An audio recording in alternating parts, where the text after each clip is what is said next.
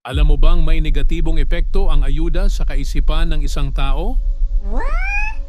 Oo, malaking tulong ito sa mahihirap. Pero ayon sa mga eksperto, maaaring magdulot ito ng tinatawag na welfare dependency or sobrang pag-asa sa ayuda.